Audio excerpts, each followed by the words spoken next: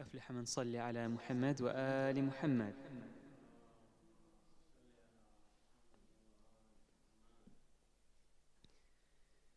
بسم الله الرحمن الرحيم. اللهم صل على محمد وآل محمد. عن جابر بن عبد الله الأنصاري عن فاطمة الزهراء عليها السلام بنت رسول الله صلى الله عليه وآله وسلم قال: سمعت فاطمة أنها قالت: دخل علي أبي رسول الله في بعض الأيام فقال: السلام عليك يا فاطمة. فقلت: عليك السلام. قال: إني أجد في بدني ضعفا. فقلت له: أعيذك بالله يا أبتاه من الضعف. فقال: يا فاطمة ائتيني بالكساء اليماني فغطيني به.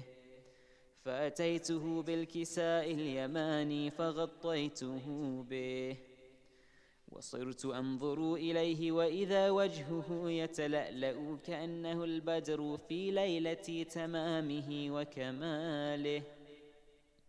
فما كانت إلا ساعة وإذا بولدي الحسن قد أقبل وقال: السلام عليك يا أماه.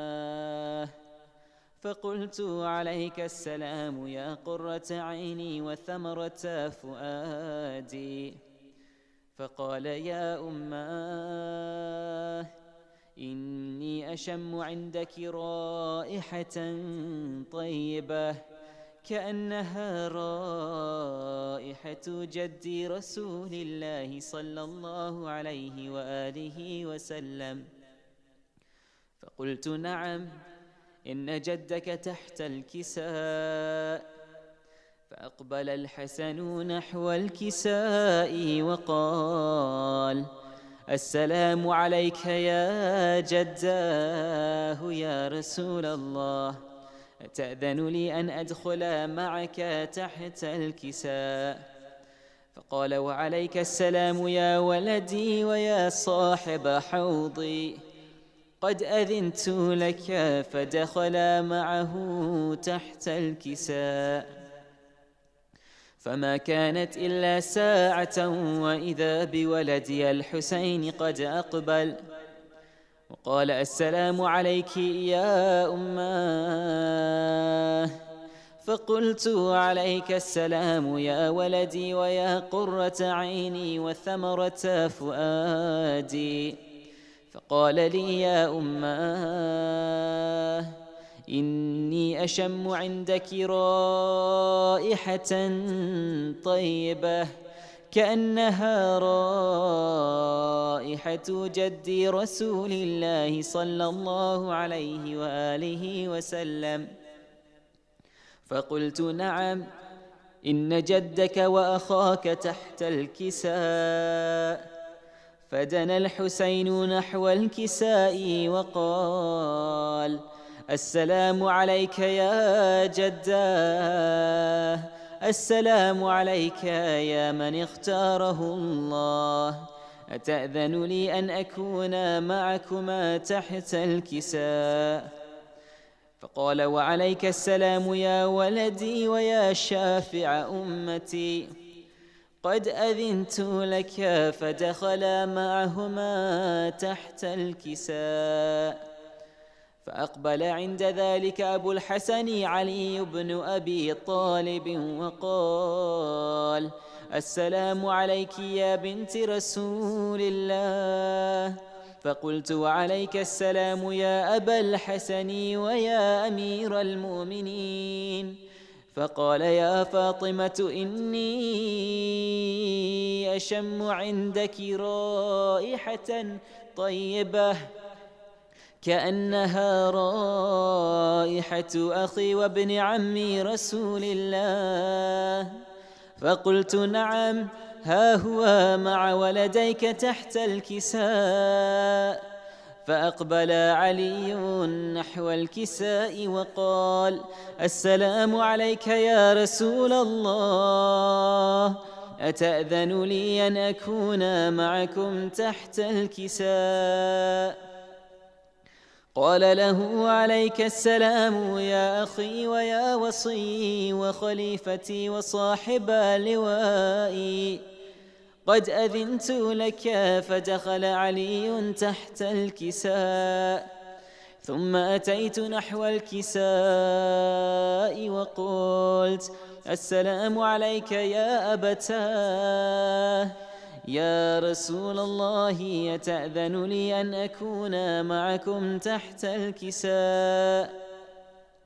فقال: وعليك السلام يا بنتي ويا بضعتي، قد أذنت لك.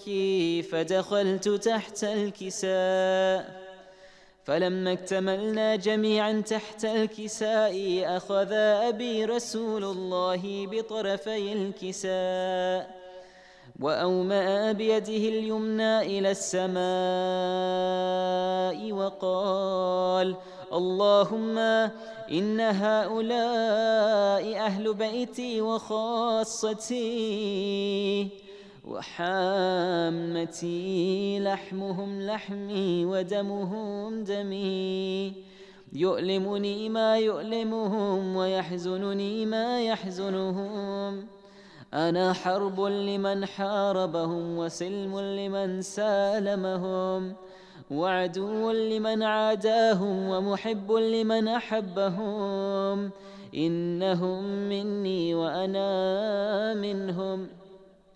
فاجعل صلواتك وبركاتك ورحمتك وغفرانك ورضوانك علي وعليهم، وأذهب عنهم الرجس وطهرهم تطهيرا.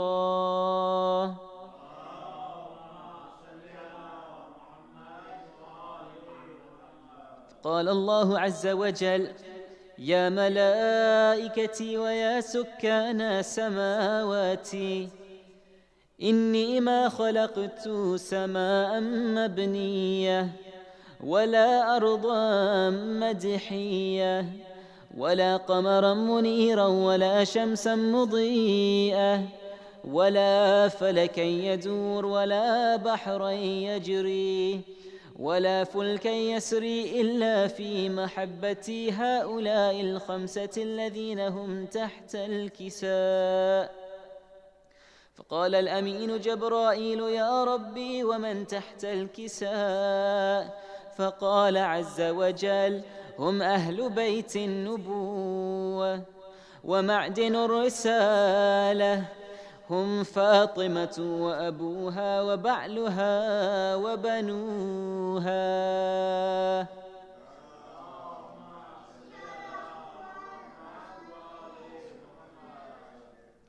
فقال جبرائيل: يا ربي أتأذن لي أن أهبط إلى الأرض لأكون معهم سادسا؟ فقال الله: نعم، قد أذنت لك. فهبط الأمين جبرائيل وقال: السلام عليك يا رسول الله.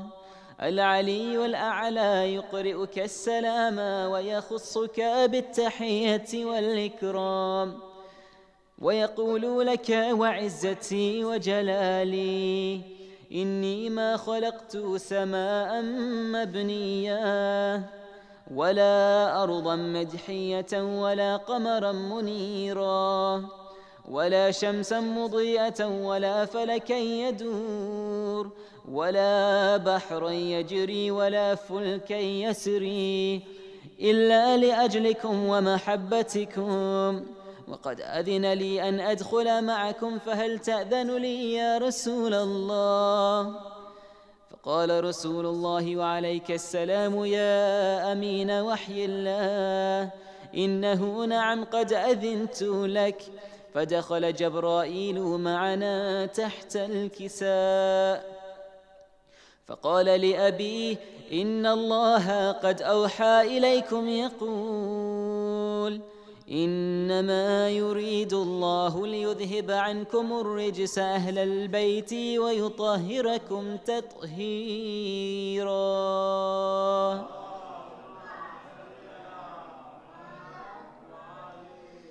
فقال علي لأبي: يا رسول الله، أخبرني ما لجلوسنا هذا تحت الكساء من الفضل عند الله.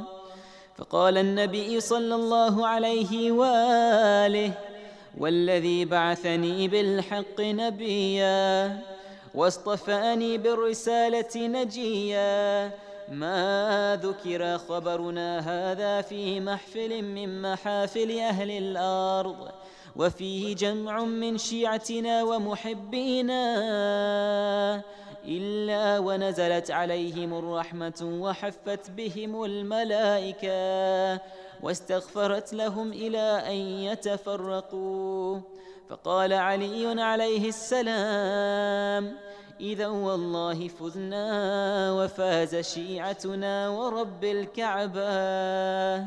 فقال أبي رسول الله صلى الله عليه وآله: يا علي، والذي بعثني بالحق نبيا واصطفاني بالرسالة نجيا، ما ذكر خبرنا هذا في محفل من محافل أهل الأرض وفيه جمع من شيعتنا ومحبينا وفيهم مهموم إلا وفرج الله همه، ولا مغموم إلا وكشف الله غمه، ولا طالب حاجة إلا وقضى الله حاجته.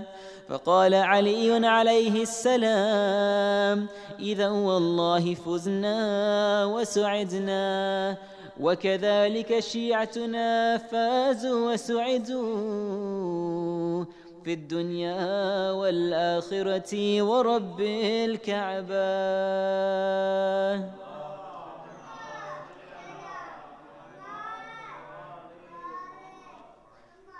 الفاتحة.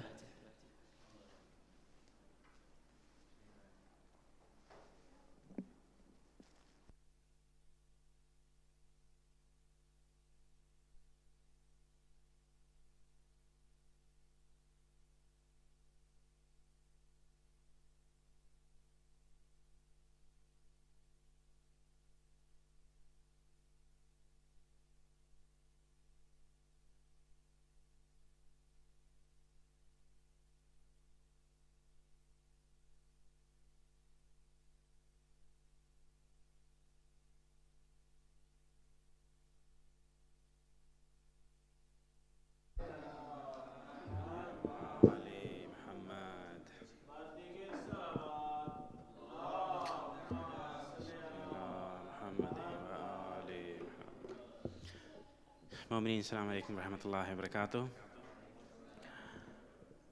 My name is Muhammad Salim Rizvi, and I'm going to recite Qasida, and I wish you everyone a happy Eid al Ghadeer. And Qasida I'm going to recite in my native language, Urdu. समाअत फरमाया हज़रात। इमाम वक्त की शान में, 12वें इमाम की शान में चालें समाअत फरमाएं कि कोई यजीद ना होगा तेरे ज़हूर के बाद, कोई यजीद ना होगा तेरे ज़हूर के बाद, वो जिससे पलटा था ज़ैनब ने शाम का दरबार, वो जिससे पलटा था ज़ैनब ने शाम का दरबार, सुनेंगे हम भी वो लहजा तेरे ज़हूर के बाद। सलवात बर मोहम्मद व आले मोहम्मद। इमाम वक्त की शान में चंद अशार समाअत फरमाया हज़रात के न पिराहन न सिरापा इमाम देखते हैं, समाअत फरमाना कि न पिराहन न सिरापा इमाम देखते हैं, है कौन दिल से हमारा इमाम देखते हैं।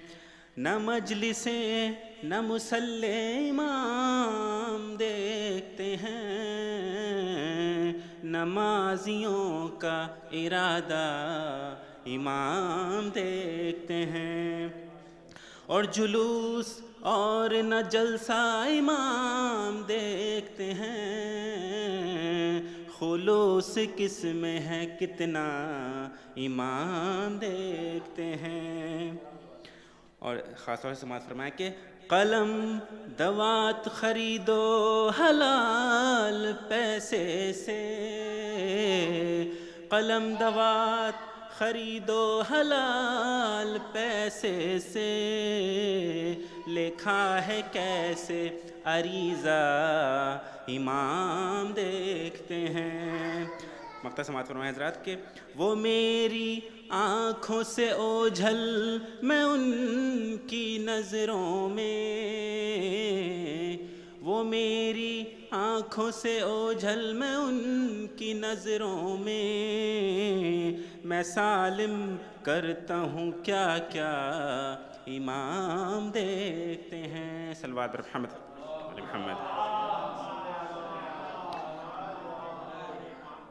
چالان بی فاطمہ کی شان میں سماعت فرمائیں کہ سن لو اے باغ فدق چھین کے کھانے والو، سن لو اے باغ فدق چھین کے کھانے والو، اور دو جہاں میں نہ تم لوگوں کا گھاٹا ہوتا، اور بھیک میں بنت نبی باغ فدق دے دیتی، بھیک میں بنت نبی باغ فدق دے دیتی، ہاتھ پھیلا کے جو تہذیب سے مانگا ہوتا، ہاتھ پھیلا کے جو صلوات بر محمد وآل محمد۔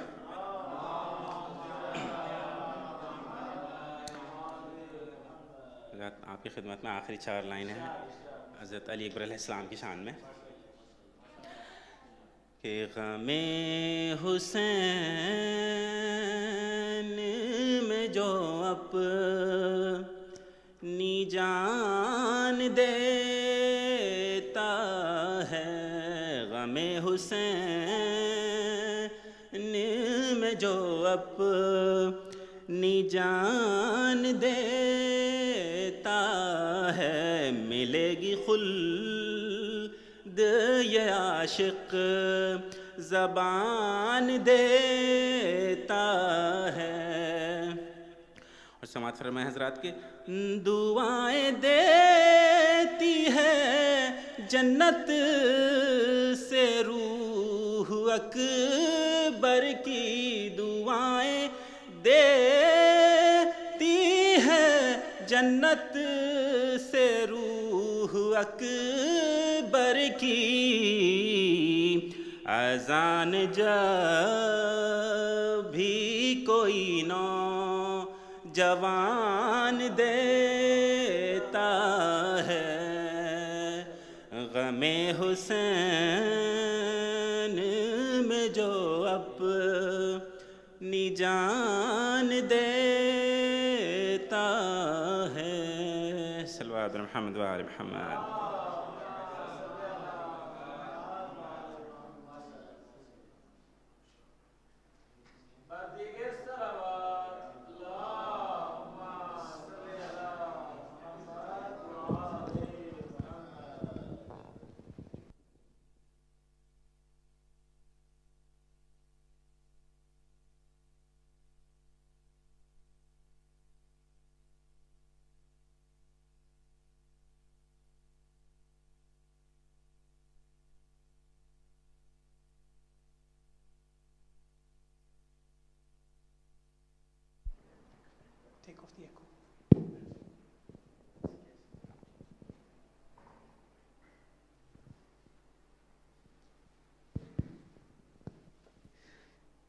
Mu'mineen, Salamun alaikum wa rahmatullahi wa barakatuh. On behalf of Wessex Jamaat, I'd like to extend to the Imam of our time and to all of the mu'mineen heartiest felicitations and Eid Mubarak on this blessed occasion of Eid al Ghadeer. Can I please ask all the mu'mineen to bless this occasion further with the recitation of a loud salawat ala Muhammad wa ali Muhammad.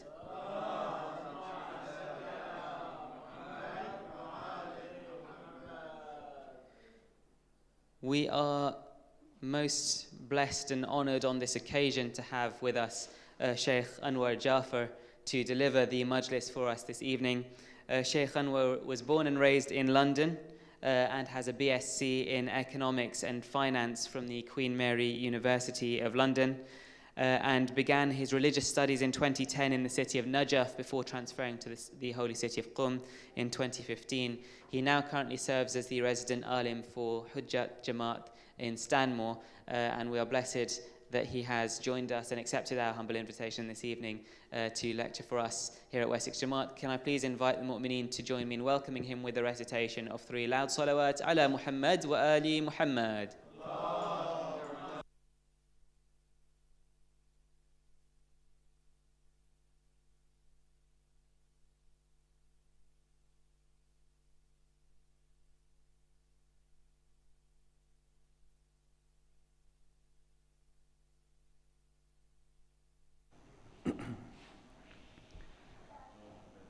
رحم الله من قرأ سورة الفاتحة. بسم الله الرحمن الرحيم.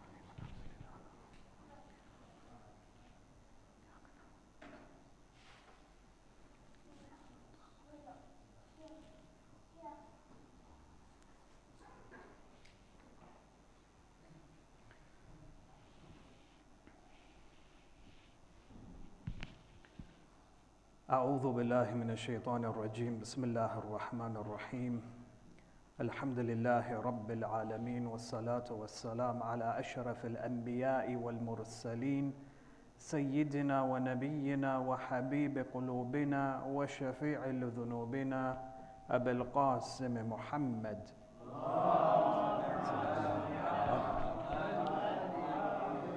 والصلاة والسلام على أهل بيته الطيبين الطاهرين المعصومين المظلومين ولعنة الله على أعدائهم أجمعين إلى قيام يوم الدين. وفقنا الله وإياكم بعلم وعمل صالح إن شاء الله بذكر الصلاة على محمد وآل محمد.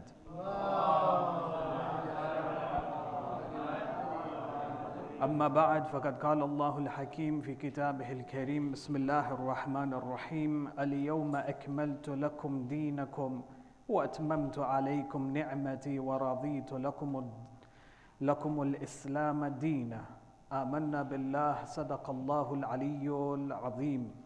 اللهم صل على محمد. Respected elders, brothers and sisters, Assalamu alaikum wa rahmatullahi wa barakatuh.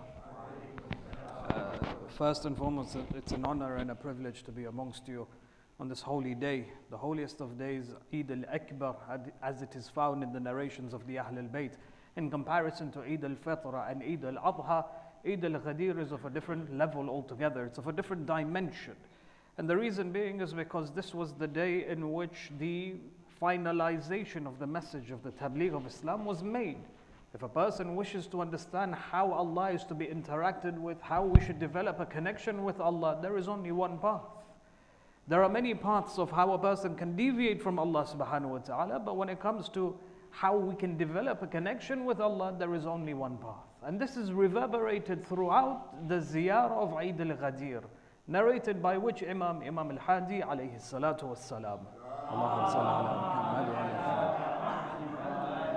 Now it's a very interesting ziyarah. From the beginning until the very end, you'll find that Imam al-Hadi, when he speaks about his grandfather, he showers merits and praises towards Imam Ali alayhi salam. From the start until the very end, what he does is he praises continuously. He looks at the different fadail of Amir al-Mu'mineen alayhi salam and he makes it manifest and makes it apparent that this was the identity of Amir al-Mu'mineen alayhi salam.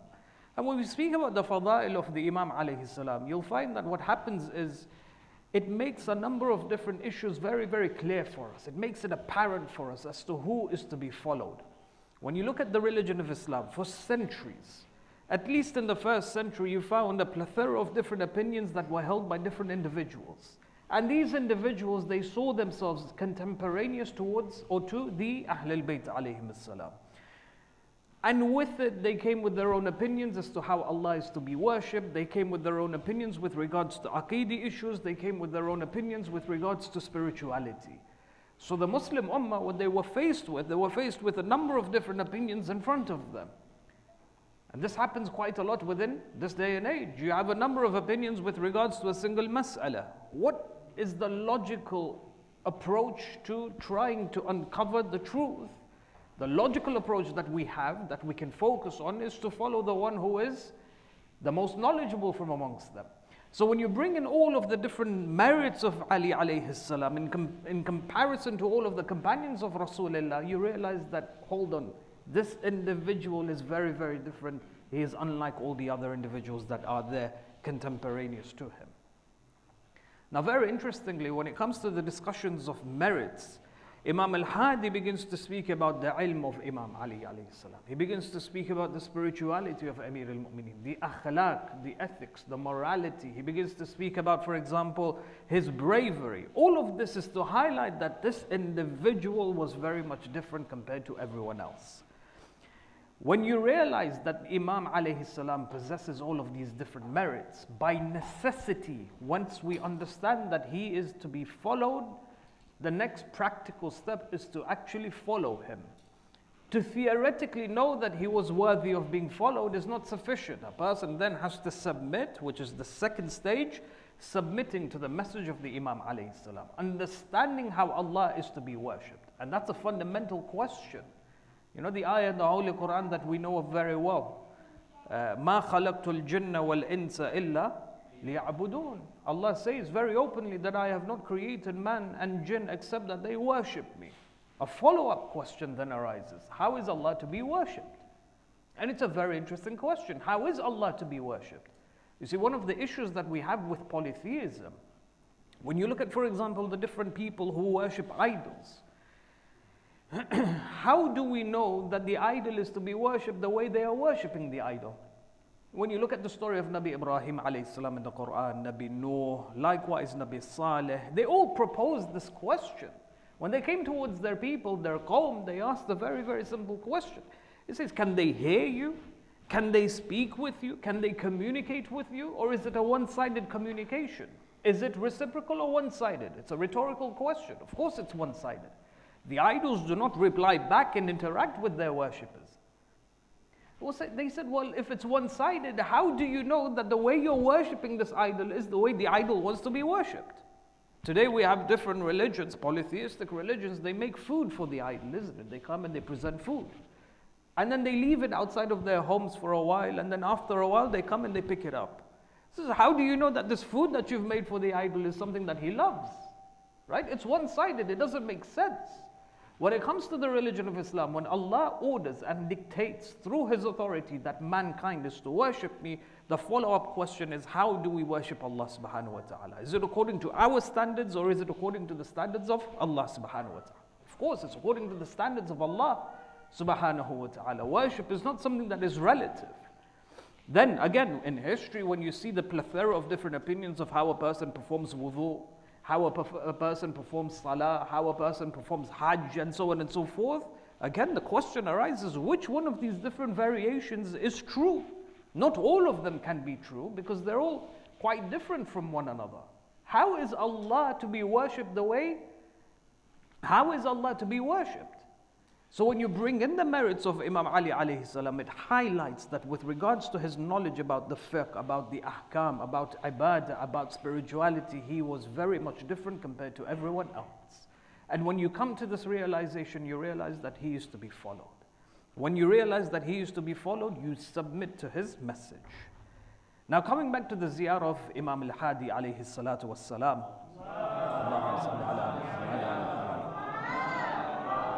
there are three statements that I wish to examine in the time that we have together. In this very profound ziyarah. The magnitude of the ziyarah is something which is, it's not comprehensible. When you look at, for example, this particular statement, when he speaks about his master Amir al-Mu'mineen, he says, Mawlaya fadluka la yakhfa. He says, with regards to your merits, it cannot be concealed. It cannot be hidden. Wa nuruka la yutfa. Your nur of wilaya can never be extinguished.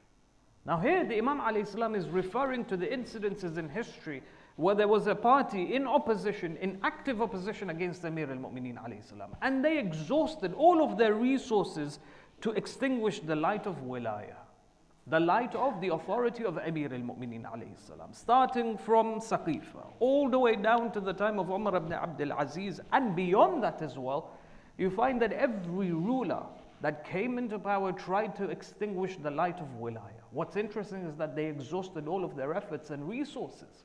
Yet 14 centuries later, we still praise Amir al-Mu'mineen alayhi salam. Makaru wa makar Allah. They plan, but Allah plans. Very interesting.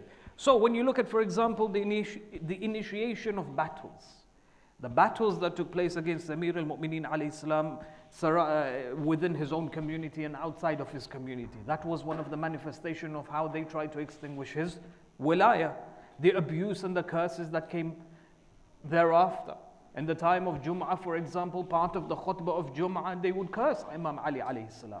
They created a system where they strategically tried to dehumanize the Ahlul Bayt alayhim salam, to the extent that the people knew nothing except that they were furthest away from Rasulullah sallallahu alayhi wa alayhi.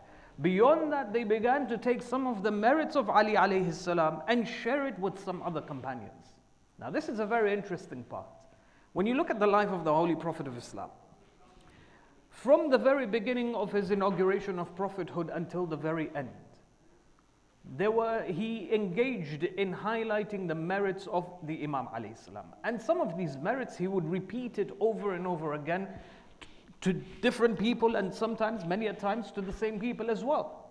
So Hadith al-Thaqalain, Ya Ali, you are to me as Harun was to Musa. You are the door, I am the city of knowledge, and you are the gates of that city of knowledge. All of these hadiths, they weren't mentioned as an isolated incident here and there. They were mentioned throughout the life of the Holy Prophet repeatedly, to the extent that no scholar has the right to come forward and say that these hadith are fabricated. They're unanimously agreed upon between all schools of thought. The Bani Umayyah saw a threat. They saw that all of these narrations, all of these merits are widely known amongst the people. Now how do you cancel out these merits of Ali alayhi salam, considering that you have an entire civilization or a community of people who know these merits? They began to share these merits with certain other individuals as well. So for example, you'll find a hadith where Abu Bakr is known as As-Siddiq, but the Siddiq al-Akbar was in reference to Amir al-Mu'mineen alayhi salam. They copied the merit of the Imam alayhi salam and they placed it somewhere else for other individuals. It's difficult to bring down the personality of a human being. Rather, it's easier to bring or raise the individuals that are around him, to make him seem normal, or to normalize the idea that he was contemporaneous with the others. Or for example, the famous hadith, Ana Madinatul Ilm wa Aliyun Babuha, you have a different variation to that. I am the city of knowledge, Ali is its gates, but then Fulan is the window, Fulan is the roof, Fulan is, for example, the back door, and so on and so forth. These ahadith exist, and it's been spoken of widely. So you find that this was one of the strategies, to share some of the merits of Amir al-Mu'mineen alayhi salam and apply them to other companions. This was a way of belittling his position. A second was the concoction of merits to certain individuals. And this was another strategy that was used. The clear example of this is when we speak about Abu Talib alayhi salam. Abu Talib today is considered to be a disbeliever, a person who died in the state of disbelief, in the state of kufr.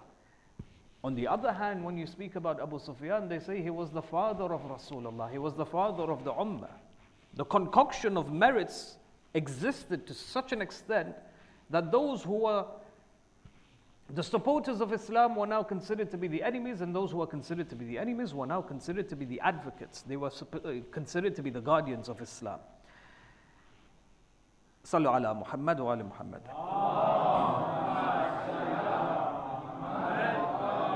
Imam al-Hadi, when he speaks about the merits, he says that your merits can never be concealed. It can never be concealed. There will come a time when these merits will shine and they will come out and they will be made apparent. وَنُورُكَ لَا يَطْفَأُ. And your wilayah, the nur of your wilayah will never be extinguished. The second sentence, when he speaks about, he says, أَشْهَدُ أَنَّهُمُ الْأَخْسَرُونَ. He says, those who actively reject your wilayah, they endure the greatest of loss. Loss both in dunya as well as in akhirah. Wilayah has an effect within two worlds. You see, one of the things that we need to understand as Muslims, those who identify with the religion of Islam, is that the world, alaykum as-salam, the world is not just the physical. The world is both the physical as well as the spiritual. Allah subhanahu wa ta'ala in the Holy Quran uses two terminologies to distinguish this. The world, the seen, the world of the seen and the world of the unseen. With regards to the world of the seen, he refers to this as alim al-mulk.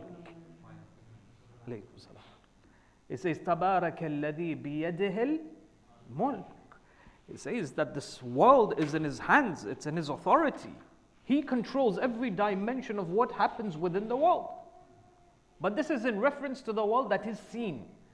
And then there is the other type of the world of the unseen. فَسُبْحَانَ الَّذِي بِيَدِهِ الْمَلَكُوتِ. In his hands is the world of the unseen. So this is the extent of the power of Allah subhanahu wa ta'ala. Everything that exists alongside it, there is a spiritual existence. We as human beings, we're not just physical, we are spiritual as well. Spirituality is part and parcel of the human being. And of course, when you refer to the words of Allama Tabatabai, he says that not only is the human being possessing a soul, find that animals have a soul as well. Plants have a soul as well, but of different capacities, not as the same capacity as the human being.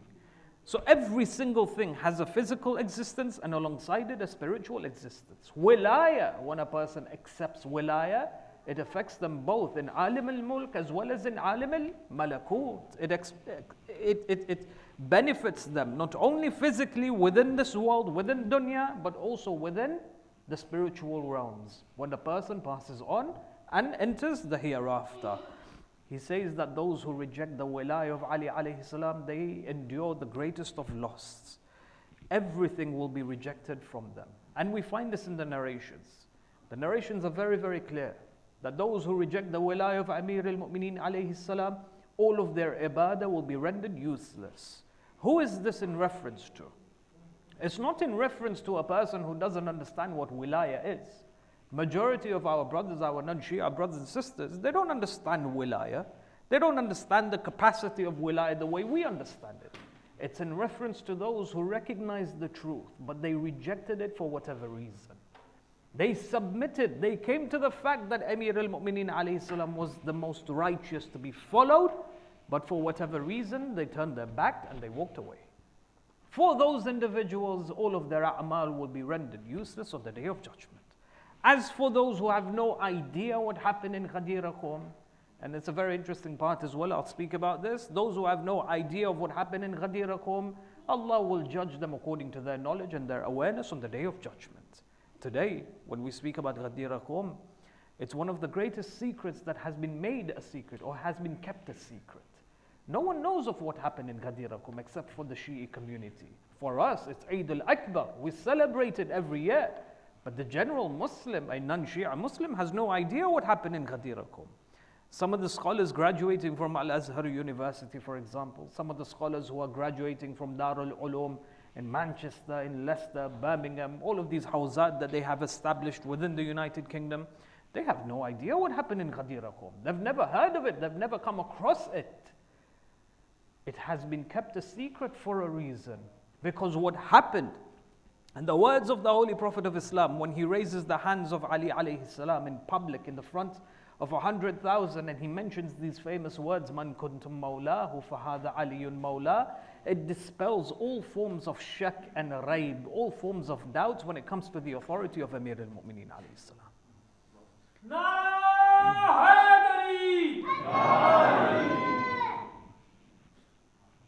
Now there's a very interesting question. Imam al-Hadi alayhi salam says that those who reject the wilayah of the Imam alayhi salam, they will see loss. They will see loss within their lives. They will end up as the greatest of losers. But when we look into history, Islamic history specifically, we find that there were certain civilizations that existed in history that was founded not on the wilayah of Imam Ali alayhi salam, yet they were very, very influential. They were successful in their own right. And this is specific to the golden age of Islam. And I'm sure you've heard about this, the golden age of Islam.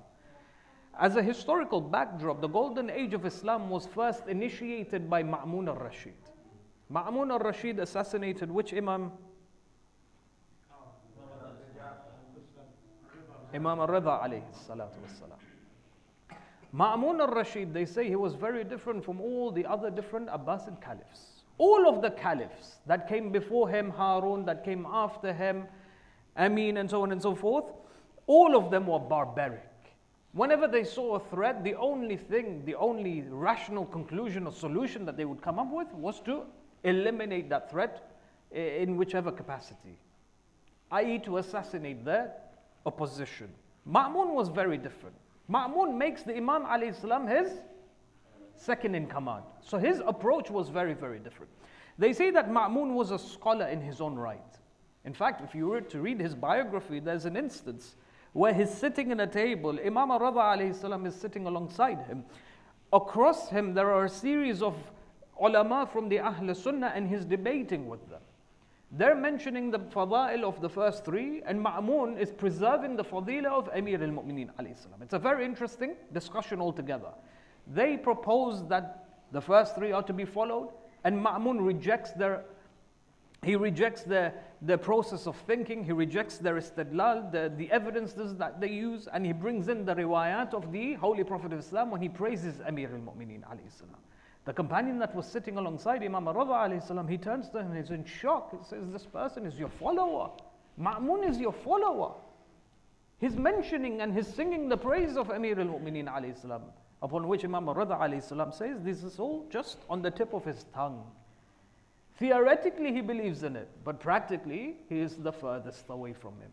And then he says that indeed a time will come very soon that he will be the one who will assassinate me. He will be the one to kill me. Don't be fooled by his words. They say Ma'mun was a scholar, and what he did was he engaged in what was known as the translations. So all of the ancient books that were found in Greece, that were found in India, that were found, for example, in Rome, all of the ancient books were now being translated into in Arabic, sorry. All of the works were now being translated into Arabic.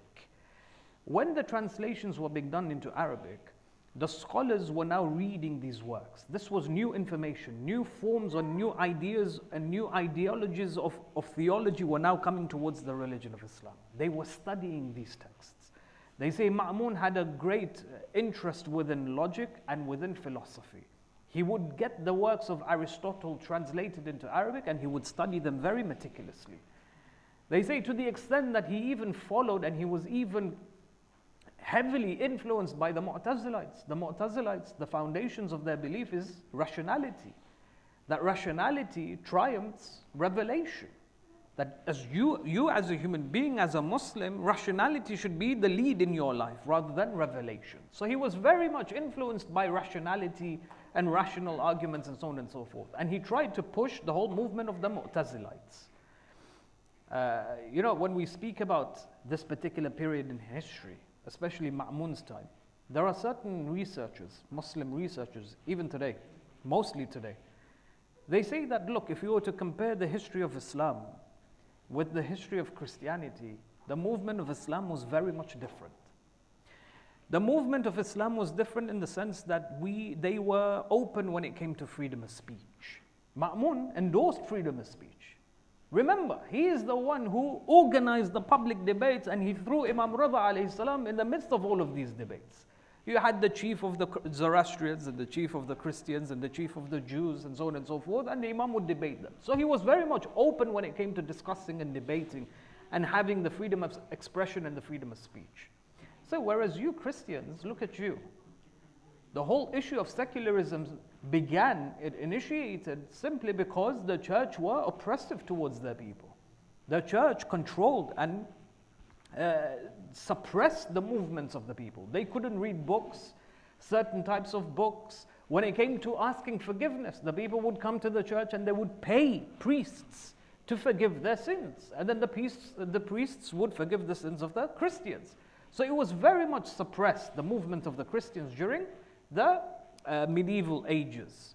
See, the result of this was when there was a revolution, when the people stood up against the church, you had the whole secularist movement, the separation of church from state.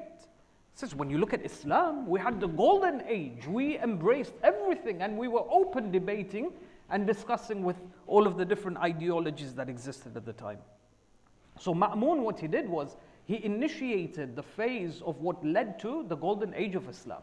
Now when the golden age of Islam materialized within the Ummah, within the Muslim world, it expanded. Historians say that it was the precursor of power within the world. It affected the global world. There were scholars that came or that were nurtured within this empire, within the civilization, who were polymaths.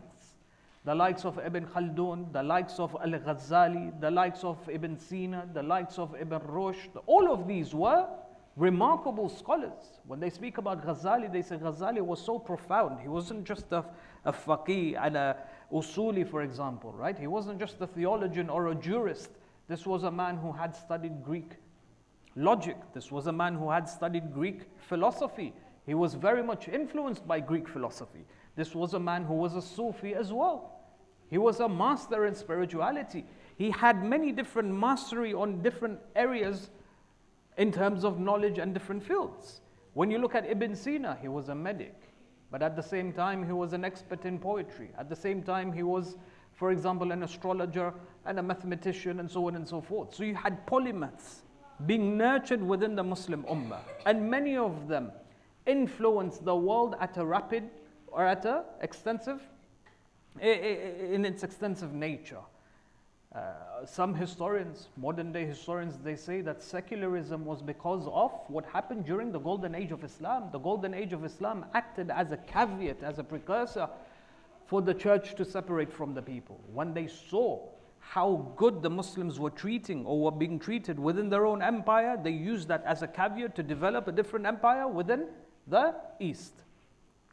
So very interestingly, you find that the golden age of Islam was very, very different. You had medics, you had astrologers, you had all of these different profound personalities that began to influence knowledge as it was.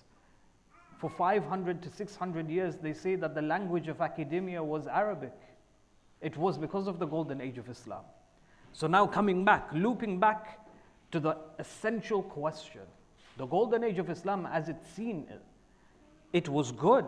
It benefited the world. It was a civilization that was built on two things, Quran and Sunnah, not the Ahl al-Bayt alayhim as-salam.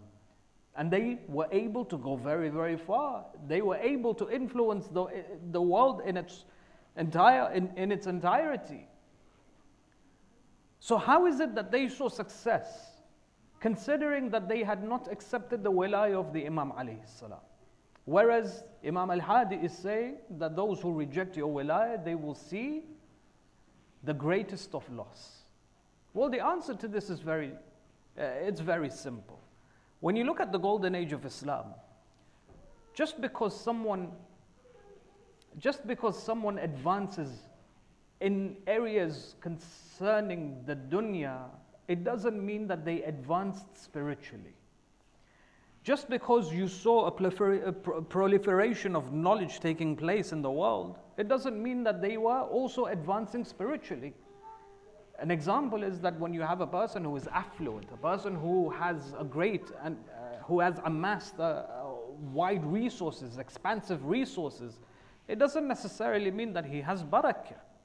Whereas a person who is a faqir, the little that he has, there is barakah in his hands, and it can go a long way for him. So just because the golden age of Islam, we witnessed the expansion of the Muslim Ummah, doesn't mean that there was barakah in it. Physically, materialistically, in terms of knowledge concerning dunya, yes, it proliferated and everyone benefited from it. But spiritually, It was a different discussion altogether. From a different perspective, the Imam alayhi salam, when he speaks about the loss of the one who rejects the wilayah of Amir al-Mu'mineen alayhi salam, when we compare it to the golden age of Islam, the golden age of Islam declined. True or no? There was a time when it began to decline. Why did it decline? That's a very interesting question as well. When you approach the answer to this question Quranically, you realize that those individuals who acted as rulers, who acted as caliphs, who were then guiding their communities, some of them were good. There is no doubt in that. But some of them, they didn't have the best of intentions. Because of their ill intentions, they caused the decline of the golden age of Islam. Our argument is simple. When you have a person who is embedded in Quran and the Ahl al-Bayt and the wilayah of the Ahl al-Bayt, we would see a different outcome. They adhered to Quran and Sunnah, they did great things. But if they had adhered to Quran and the Ahl al-Bayt, they would have seen greater things. Simply because, why? Because of the merits that are mentioned with regards to all of the Imams. You take any Imam, Imam al-Rida alayhi salam, in comparison to his contemporaries, he was of a different level. Imam al-Jawad, at the age of 6, 7, he is debating with the great muftis of his time. You look at Imam al-Sajjad alayhi salam and his relationship with al-Zuhri. They say Zuhri was the father of Abu Hanifa and Imam Malik. Father meaning a teacher, a great scholar. Yet al-Zuhri was the student of Imam al-Sajjad alayhi salam. You see a common theme here. The common theme is when it comes to the biographies of the Ahl al-Bayt, there was not a single human being who taught them. They were of a different caliber altogether. If they had adhered, if the caliphs and the khulafa had adhered to the message of the Ahl al-Bayt, they would have seen a different outcome altogether. The proliferation of Islam would have been far greater than what was seen during the golden age of Islam. Sallallahu ala Muhammad wa ala Muhammad.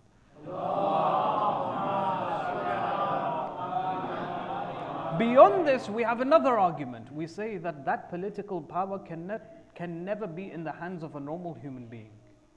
In my research, this is the conclusion that I come up with. You can challenge it, that's fair, but this is my conclusion. A political power can never be in the hands of a normal human being. That's why we emphasize that it only has to be in the hands of Imam al-Ma'soom. Why is that? It's because a normal human being is prone to corruption. We can't handle it the way Allah has created us. We can't handle that level of power. Ibn Khaldun, he's a famous historian. Very, very famous historian. He made it his responsibility to write a compendium of the history of the rise and the fall of empires. They say that he initiated his introduction.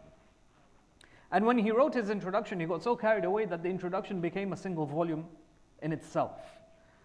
So in his introduction, he says that empires that build or come into power, they come into power with the vision that they will instill justice. But then somewhere along the line, you'll find corruption within that same government. And then they become the actors of injustice. So they come in with the idea of bringing about justice, but then they end up committing injustice. And when that happens, that is the start of decline of their power. And he mentions one by one throughout his compendium of empires and civilizations that rose and then declined, all because of injustice. The human being is not capable of handling so much power, political power, when you have so much resources to your control. That is only the responsibility of Imam al-Ma'soom. Nabi Allah Sulaiman in the Holy Quran, what does he ask Allah? He says, Ya Allah, give me a kingdom that no other human being has ever had, and that no other person will ever have. Meaning what? Meaning that it is only Imam al-Ma'soom who is capable of handling such a power, because then you can understand and have confidence that they will never be corrupted. So when Imam al-Hadi says that those who reject your wilayah, they will see loss, they will see loss, the rise and the fall of empires, until the Imam comes back, Ajjalallahu ta'ala farajahu sharif. Allahumma salli ala. Only then we will see the rise of an empire that will never fall. The third sentence, the final sentence, and then I'll end inshallah. It says, فَمَا آمَنَ بِمَا أَنزَلَ اللَّهُ فِيكَ.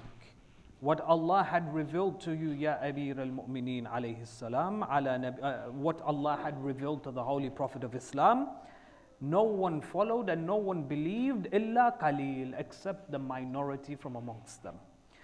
وَلَا زَادَ أَكْثَرُهُمْ غَيْرَ تَخْسِيرٍ. And the majority of them, they turned their back to what was announced on the day of Ghadir, and they accumulated loss for themselves. Now this is very interesting. Historically, the Prophet stood in the presence of 100,000. Literally 2 or 3 months later, 3 or 4 months later, the Prophet passes away and the people reverted back. Now how is that possible? One of the arguments that we face is if 100,000 people witnessed what happened to Ali alayhi salam, why did they not support him when he needed them the most? Why did everyone turn their backs on Amir al-Mu'mineen alayhi salam?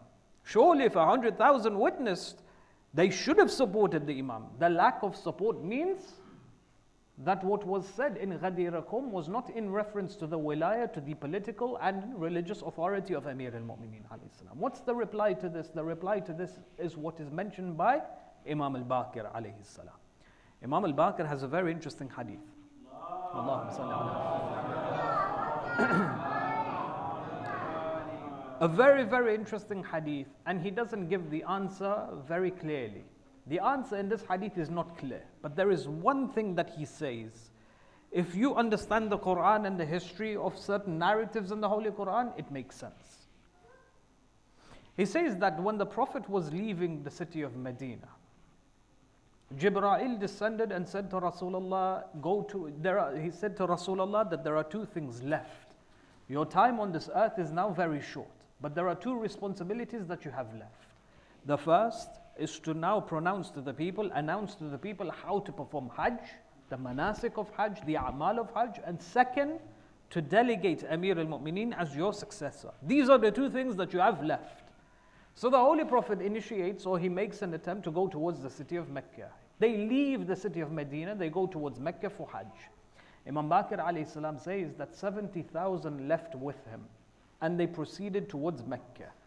The same number that Nabi Musa alayhi salam had with him when they broke their pledge with Nabi Musa alayhi salam. So he makes a comparison. This comparison is sufficient for an answer for us. He says, he makes a comparison between Rasulullah and Nabi Allah Musa alayhi salam. In the Holy Quran, when we refer to the story of Nabi Musa, especially what happens during the time of Dhul Hijjah, Allah says, وَوَعَدْنَا مُوسَى 30 لَيْلَةً. Musa was told by Allah, go towards the mountain. In the mountain, or during your time in the mountain, you will be given the Torah, the 10 commandments. So Musa alayhi salam proceeds towards the mountain for 30 days. He tells his companions that Allah has invited me for 30 days. I will not be with you for 30 days. They say that there were scholars from amongst this community. They came towards Nabi Musa alayhi salam and they said to Musa, Musa, we know that you're Kalimullah. We want to hear Allah with you.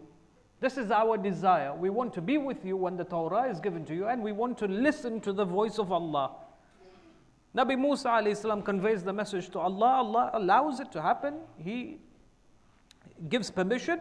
So Nabi Allah Musa, according to the narrations, which is also accepted by Sunni Mufassirin like At-Tabarani, very interestingly, he has a community of 700,000. From 700,000, he narrows it down to 70,000, from 70,000 to 7,000 to 700 to 70. The Quran mentions that he chose 70 from amongst his community, and these 70 were the elite from his community, the elite scholars, those who are supposed to be the best of the best.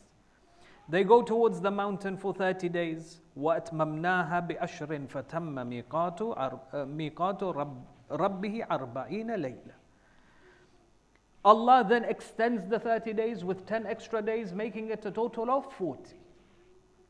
So when the 40 days finish, these individuals that were with Nabi Musa alayhi salam, when they heard the voice of Allah, the narrations say that the voice of Allah emanated from all directions. Right now, you can see me where I am, yes? And you know that the voice, or my voice, is emanating from this direction. But if you weren't able to see me and with the speakers and the surround sound, you wouldn't know where I'm standing or sitting. In the same way, these companions, the elite scholars, they heard the voice of Allah from all directions, not from a single direction. So they couldn't pinpoint and say Allah is limited to this particular direction.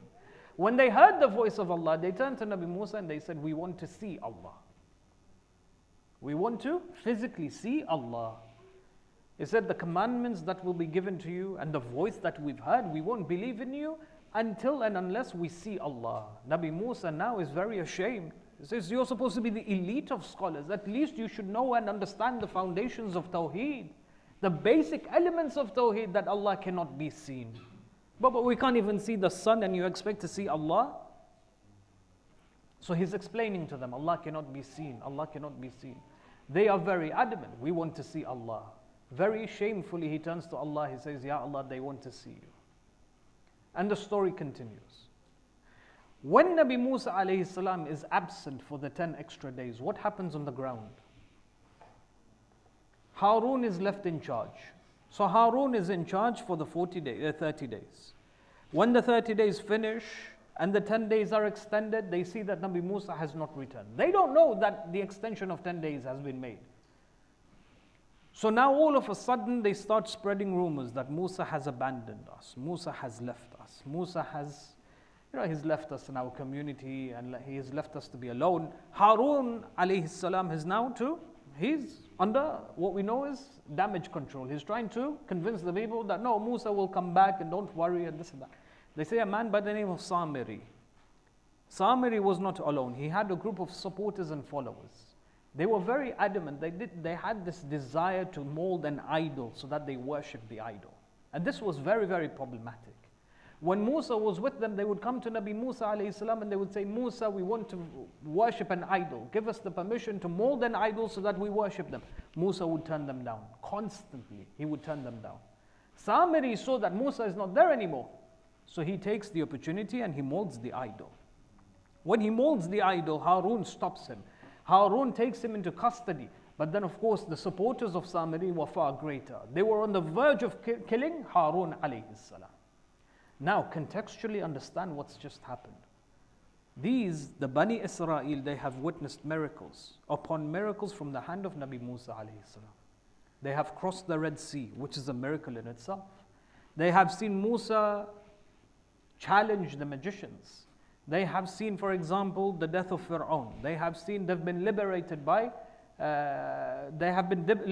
from Fir'aun. They see all of the ni'mat that grew from within or beneath their feet in terms of the crops and the different foods that Allah blessed them with, and so on and so forth. All of the different variations of miracles. 10 days Nabi Musa was not with them, they reverted back to idol worship. 10 days, within a span of 10 days. According to some narrations, they say that when Musa escaped Egypt and he came back 10 years later, when he pronounced his prophethood to Fir'aun, he remained with his community for 40 years. 40 years he garnered the support of 700,000. 700,000 then crossed the Red Sea. It takes a long time to garner the support of 700,000. 40 years it took him. For 40 years, these community of 700,000 were being nurtured under the wilayah of Musa alayhi salam. They were being nurtured to understand Tawheed and Nabuwah. Within 10 days, they reverted back. When Musa came down from the mountain, when he saw the golden calf and the people had submitted to the golden calf, he was enraged. Ghadban, as the Quran says. He was angered. He came to them and he said, where is Harun? He finds Harun. The narration says there were 12,000 people alongside Harun. At-Tabarani mentions this. He says 12,000 people did not worship the golden calf. Out of 700,000, 12,000 did not worship.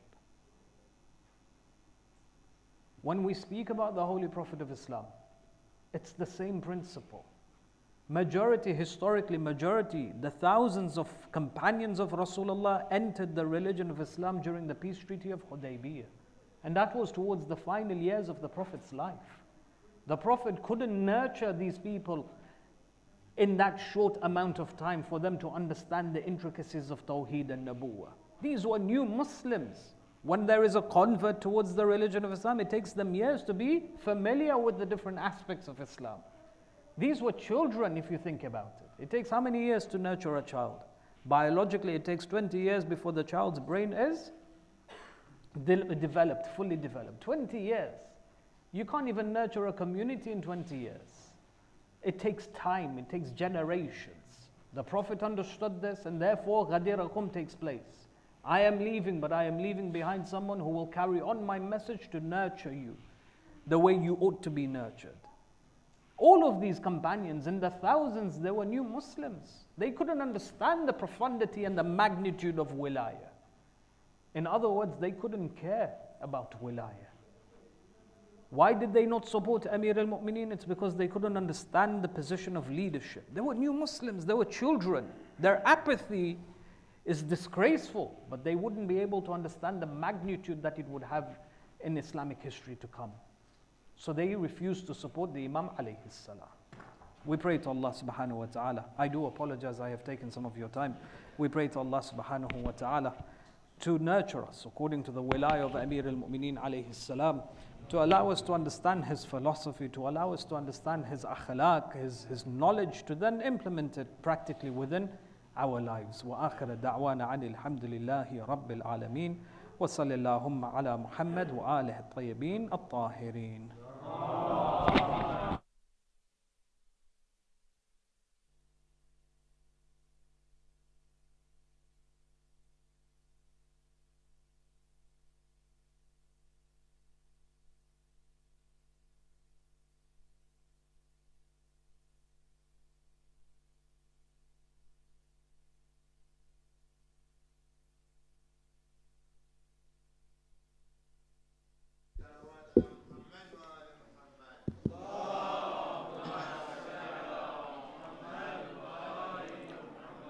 پر محمد و آل محمد صلوات.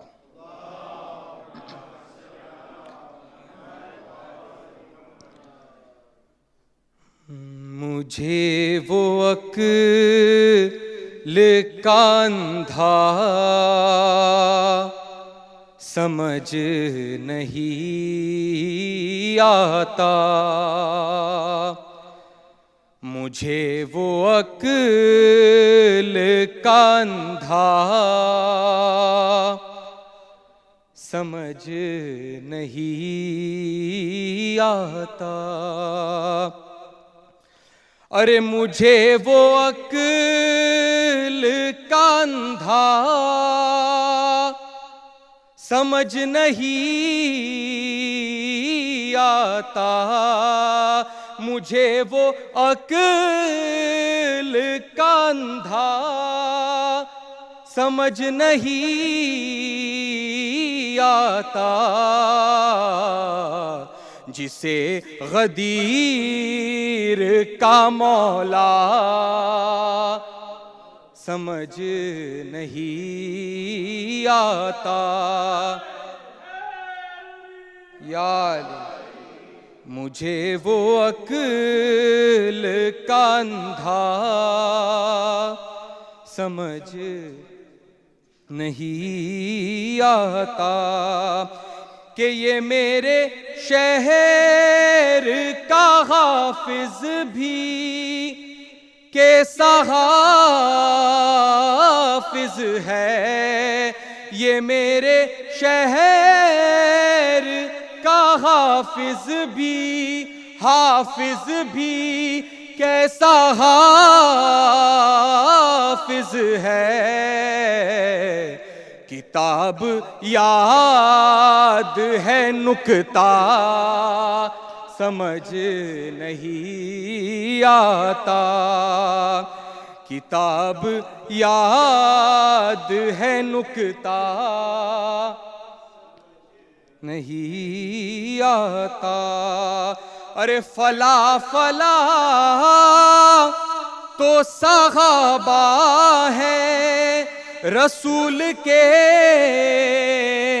لیکن فلا فلا فلا فلا تو صحابہ ہے رسول کے، لیکن علی کو مولا بنانا سمجھ ہی آتا. جیو جیو یا علی فلا فلا تو صحابہ ہے رسول کے لیکن علی کو مولا بنانا سمجھ نہیں آتا. علی کو مولا بنانا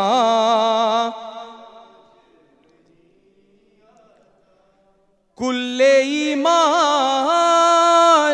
کے بابا کے ایمان پہ شک. ذرا غور فرمائے گا. کل ایمان کے بابا کے ایمان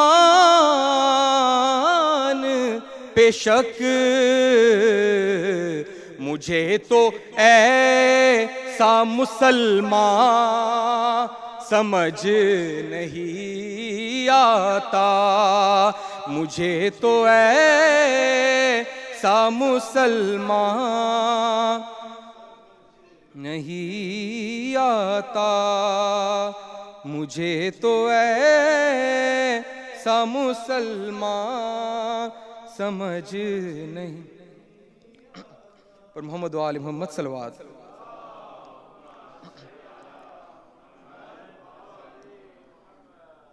میرے مولا میں لکھوں تیری فضیلت کیسے. میرے مولا میں لکھوں تیری فضیلت کیسے. سب مل کے پڑھے. میرے مولا میں لکھوں لت کیسے. ارے بڑا مشکل تیری مدحت کا سفر لگتا ہے. لوگ کہہ دینا نصیری یہی ڈر لگتا ہے. میرے مولا میں لکھوں تیری فضیلت کیسے. میرے مولا میں لکھوں تیری چوکھٹ پہ ستارے نے سلامی دی ہے.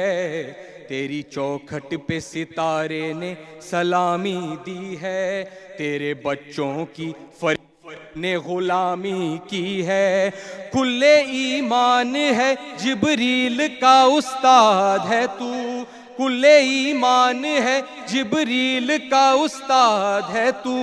حد ہے کونین کے سردار کا داماد ہے تو. یا علی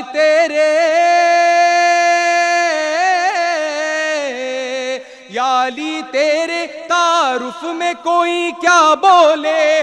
ارے تیری ٹھوکر کا اشارہ ہو تو مردہ بولے. میرے یا علی میرے جیو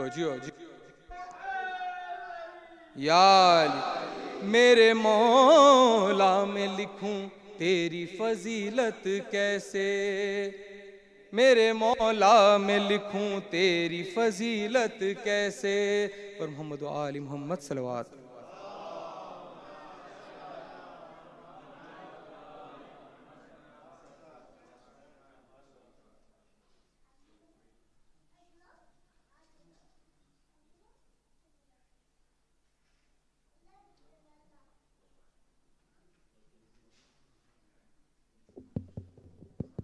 Mu'mineen, Assalamu alaikum wa rahmatullahi wa barakatuh. Inshallah, we're now it's just salah time, so please prepare for salah and we'll have the adhan shortly. Just a short announcement to firstly, once again, wish you all Eid Mubarak on this blessed occasion on behalf of Wessex Jamaat. On this blessed day, please do consider making use of the new card machines to make donations towards the Jamaat, which have been mounted on the walls in the gents and the ladies' corridors. Your donations are greatly appreciated. Can I ask that we end with the recitation of a loud salawat ala Muhammad wa ali Muhammad?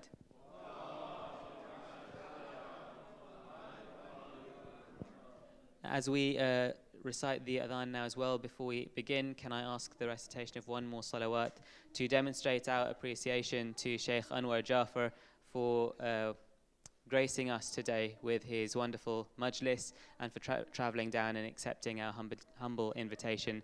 Please can I have once again the recitation of a loud salawat ala Muhammad wa ali Muhammad.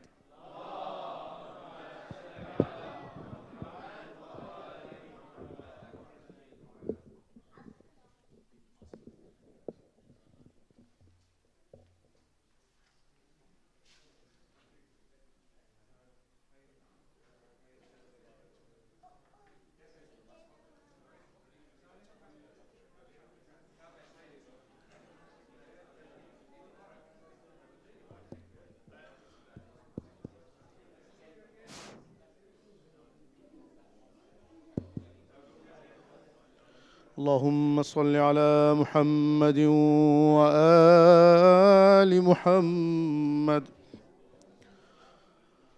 الله أكبر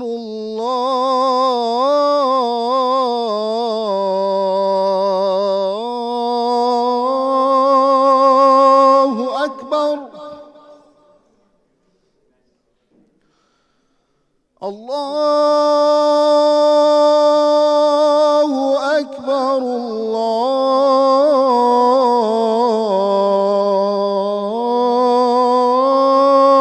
الله أكبر. أشهد أن لا إله إلا الله.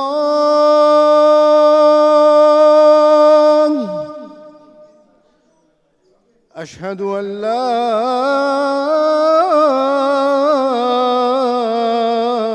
إله إلا الله.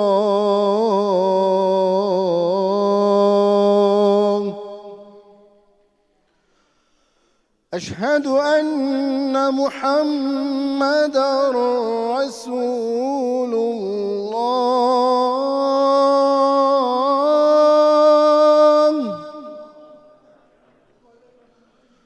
أشهد أن محمدًا رسول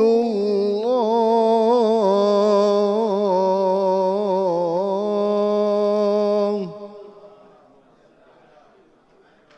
أشهد أن عليًا ولي الله.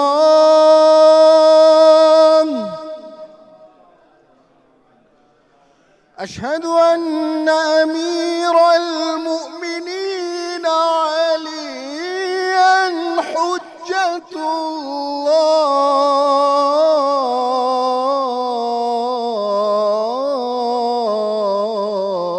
الله.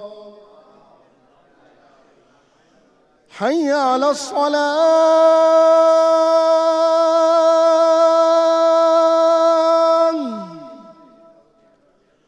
حي على الصلاة.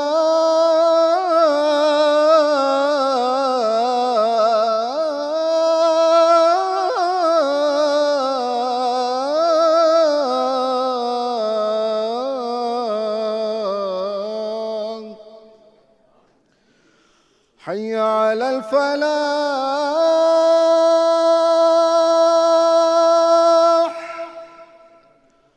حي على الفلاح.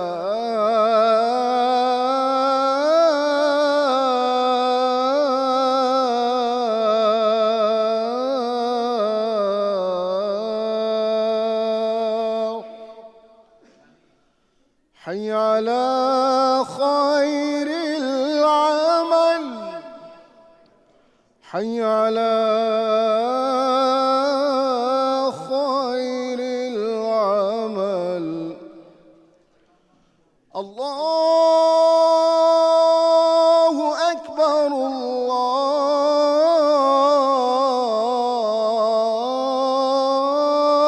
الله أكبر. لا إله إلا الله. لا إله إلا الله وصلى الله على سيدنا ونبينا محمد وآله وسلم. صلوات. عاد وعجل أحسن. أعوذ بالله من الشيطان الرجيم. بسم الله الرحمن الرحيم. الله أكبر الله أكبر. أشهد أن لا إله إلا الله. أشهد أن لا إله إلا الله. أشهد أن محمد رسول الله. اللهم صل على محمد وآل محمد. أشهد أن محمد رسول الله. اللهم صل على محمد وآل محمد. أشهد أن عليا ولي الله. أشهد أن عليا حجة الله. اللهم صل على محمد وآل محمد. حي على الصلاة حي على الصلاة حي على الفلاح حي على الفلاح حي على خير العمل حي على خير العمل. قد قامت الصلاة قد قامت الصلاة. الله أكبر الله أكبر. لا إله إلا الله. الله أكبر. أعوذ بالله من الشيطان الرجيم. بسم الله الرحمن الرحيم. الحمد لله رب العالمين الرحمن الرحيم مالك يوم الدين. إياك نعبد وإياك نستعين. اهدنا الصراط المستقيم صراط الذين أنعمت عليهم غير المغضوب عليهم ولا الضالين. بسم الله الرحمن الرحيم.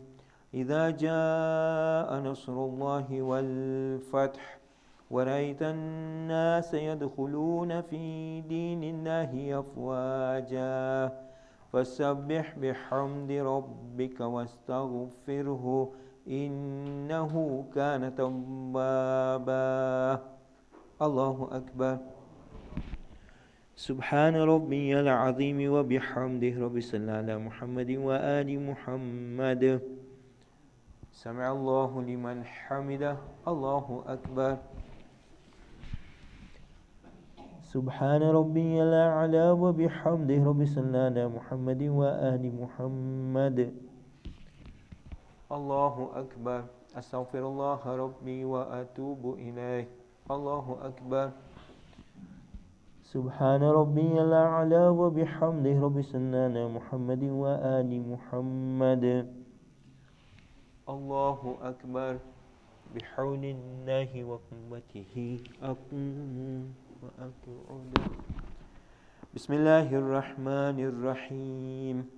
الحمد لله رب العالمين الرحمن الرحيم مالك يوم الدين. إياك نعبد وإياك نستعين. اهدنا الصراط المستقيم صراط الذين أنعمت عليهم غير المغضوب عليهم ولا الضالين. بسم الله الرحمن الرحيم. قل هو الله أحد الله الصمد لم يلد ولم يولد ولم يكن له كفوا أحد. الله أكبر. اللهم صل على محمد وآل محمد. ربنا إننا سمعنا مناديا ينادي للإيمان أن آمنوا بربكم فآمنا. ربنا فاغفر لنا ذنوبنا وكفر عنا سيئاتنا وتوفنا مع الأبرار. صلى الله على محمد وآله الأطهار وعجل فرجهم. الله أكبر. سبحان ربي العظيم وبحمده. رب صل على محمد وآل محمد. سمع الله لمن حمده. الله أكبر. سبحان ربي الأعلى وبحمده. رب صل على محمد وآل محمد. الله أكبر. أستغفر الله ربي وأتوب إليه. الله أكبر. سبحان ربي الأعلى وبحمده. رب صل على محمد وآل محمد. الله أكبر أشهد أن لا إله إلا الله وحده لا شريك له وأشهد أن محمدا عبده ورسوله اللهم صل على محمد وآل محمد بحول الله وقوته أقوم وأقعد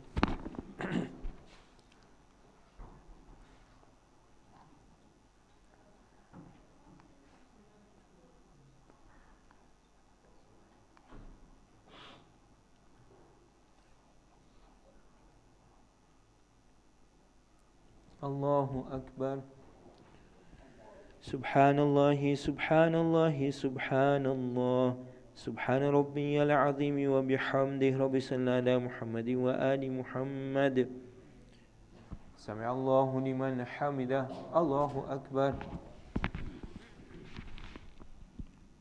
سبحان ربي الأعلى وبحمده رب صل على محمد وآل محمد الله أكبر أستغفر الله ربي وأتوب إليه الله أكبر سبحان الله سبحان الله سبحان الله سبحان ربي الأعلى وبحمده يا ولي العافية نسألك العافية عافية الدين والدنيا والآخرة صلى على محمد وآل محمد وعجل فرجهم الله أكبر أشهد أن لا إله إلا الله وحده لا شريك له وأشهد أن محمدا عبده ورسوله اللهم صل على محمد وآل محمد السلام عليك أيها النبي ورحمة الله وبركاته السلام علينا وعلى عباد الله الصالحين السلام عليكم ورحمة الله وبركاته الله أكبر الله أكبر الله أكبر لا إله إلا الله لا إله إلا الله لا إله اللهم صل على محمد وآل محمد اللهم صل على محمد وآل محمد وعجل فرجه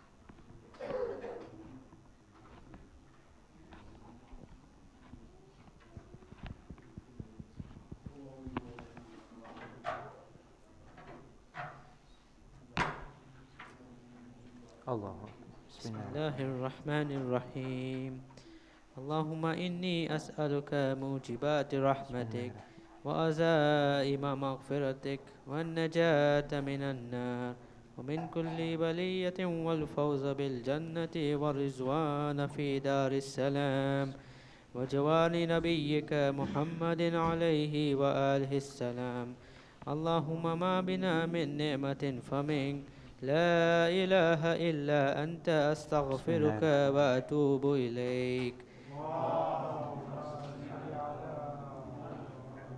بسم الله الرحمن الرحيم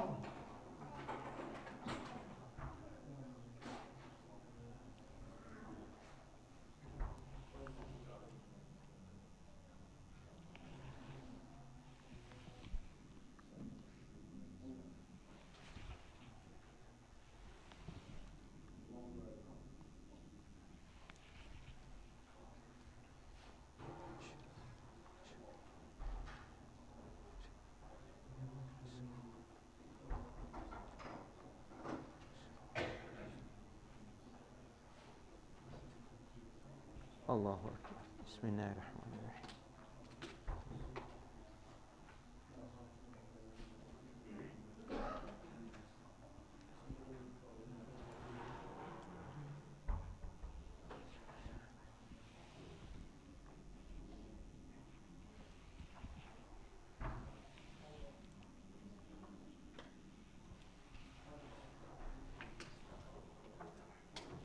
बिस्मिल्लाहिर्रहमानिर्रहीम।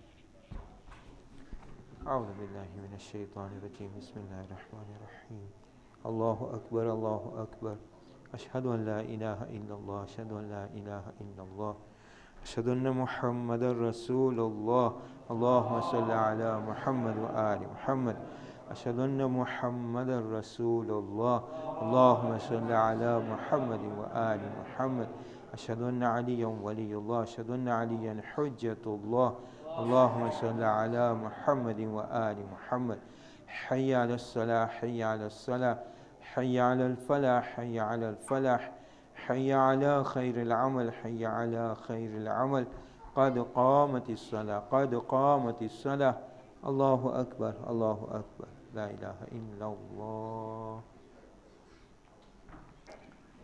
الله أكبر أعوذ بالله من الشيطان الرجيم بسم الله الرحمن الرحيم الحمد لله رب العالمين الرحمن الرحيم مالك يوم الدين إياك نعبد وإياك نستعين اهدنا الصراط المستقيم صراط الذين أنعمت عليهم غير المغضوب عليهم ولا الضالين بسم الله الرحمن الرحيم إنا أعطيناك الكوثر فصل لربك وانحر إن شانئك هو الأبتر الله أكبر سبحان ربي العظيم وبحمده رب صل على محمد وآل محمد سمع الله لمن حمده الله أكبر سبحان ربي الأعلى وبحمده رب صل على محمد وآل محمد الله أكبر أستغفر الله ربي وأتوب إليه الله أكبر سبحان ربي الأعلى وبحمده رب صل على محمد وآل محمد الله أكبر بحول الله وقوته أقوم وأتوب بسم الله الرحمن الرحيم الحمد لله رب العالمين الرحمن الرحيم مالك يوم الدين إياك نعبد وإياك نستعين اهدنا الصراط المستقيم صراط الذين أنعمت عليهم غير المغضوب عليهم ولا الضالين بسم الله الرحمن الرحيم قل هو الله أحد الله الصمد لم يلد ولم يولد ولم يكن له كفوا أحد الله أكبر اللهم صل على محمد وآل محمد ربنا اغفر لي ولوالدي وللمؤمنين يوم يقوم الحساب رب ارحمهما كما ربياني صغيرا صلى الله على محمد وآل محمد وعجل فرجهم الله أكبر سبحان ربي العظيم وبحمده رب صل على محمد وآل محمد. سمع الله لمن حمده. الله أكبر. سبحان ربي الأعلى وبحمده رب صل على محمد وآل محمد. الله أكبر. أستغفر الله ربي وأتوب إليه. الله أكبر. سبحان ربي الأعلى وبحمده رب صل على محمد وآل محمد. الله أكبر. أشهد أن لا إله إلا الله وحده لا شريك له وأشهد أن محمدا عبده ورسوله. اللهم صل على محمد وآل محمد. بحول الله وقوته أقوم وأقعد.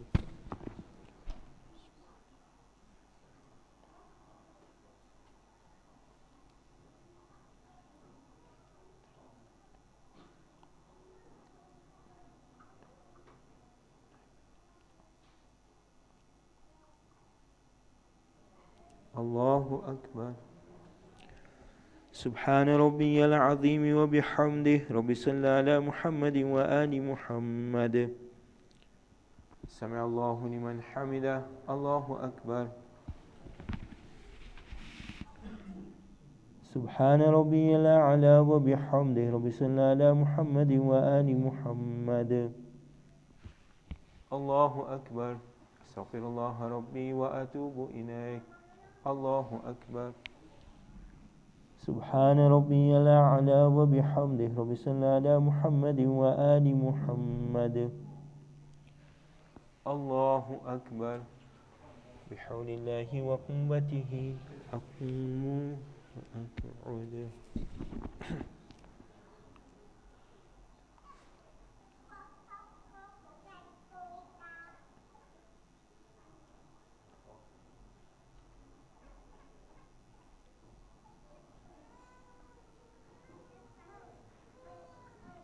الله أكبر.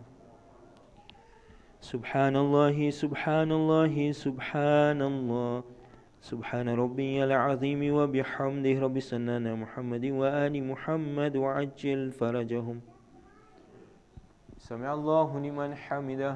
الله أكبر. سبحان ربي الأعلى وبحمده رب صل على محمد وآل محمد.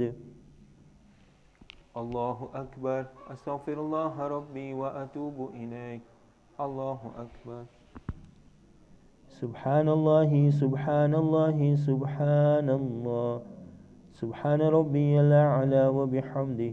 يا لطيف ارحم عبدك الضعيف. صل على محمد وآل محمد وعجل فرجهم. الله أكبر. أشهد أن لا إله إلا الله وحده لا شريك له وأشهد أن محمدا عبده ورسوله. اللهم صل على محمد وآل محمد. السلام عليك أيها النبي ورحمة الله وبركاته. السلام علينا وعلى عباد الله الصالحين. السلام عليكم ورحمة الله وبركاته. الله أكبر. الله أكبر. الله أكبر. لا إله إلا الله. لا إله إلا الله.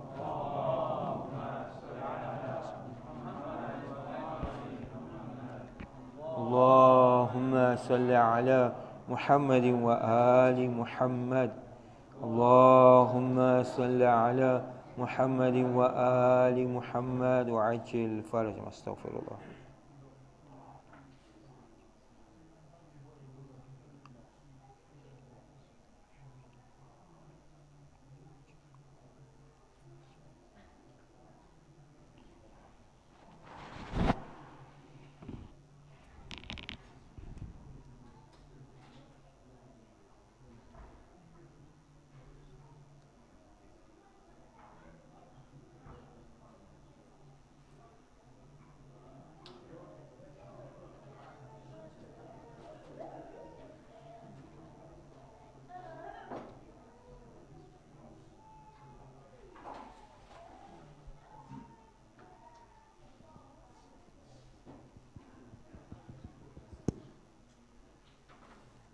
بسم الله الرحمن الرحيم اللهم إنه ليس لي علم بموزي رزقي وإنما أتله بخطرات تخطر على قلبي فأجول في طلبه بلدان فأنا فيما أنا طالب كالحيران بسم الله. لا أدري في سهل هو أم في جبل أم في أرض أم في السماء أم في بر أم في بحر وعلى يدي من ومن قبل من وقد علمت أن علمه عندك وأسبابه بيدك وأنت الذي تقسمه بلطفك وتسببه بسم برحمتك الله الرحمن الرحيم. اللهم فصل على محمد وآله واجعل يا ربي رزق قولي واسعا ومطلبه سهلا وماخذه قريبا ولا تعنني بطلب ما لم تقدر لي فيه رزقا فإنك غني عن عذابي وأنا فقير إلى رحمتك فصل على محمد وآله واجد على عبدك بفضلك إنك ذو فضل عظيم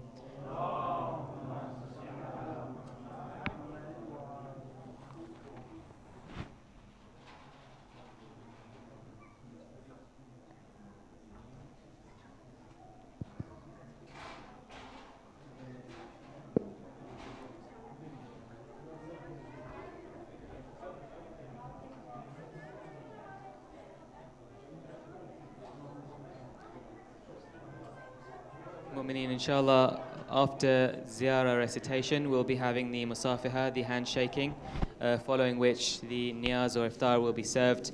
Can I kindly request that we allow the seniors to be served first? Once the seniors have taken their food, then they can proceed towards the classrooms to be seated. After that, the remainder of the brothers and the sisters on the sisters' side can, inshallah, take their food through a buffet style, inshallah. بسم الله الرحمن الرحيم السلام عليك يا رسول الله السلام عليك يا أمير المؤمنين يا سيد الوصين السلام عليك يا فاطمة الزهراء سيدة نساء العالمين السلام عليك يا حسن المجتبى السلام عليك يا أبا عبد الله الحسين وعلى 9 المأسومين من ذريتك علي بن الحسين ومحمد بن علي وجعفر بن محمد وموسى بن جعفر وعلي بن موسى ومحمد بن علي وعلي بن محمد والحسن بن علي والحجة بن الحسن القائم المنتظر المهدي عجل الله تعالى فرجك وسهل الله تعالى مخرجك وظهورك والسلام عليكم جميعا ورحمة الله وبركاته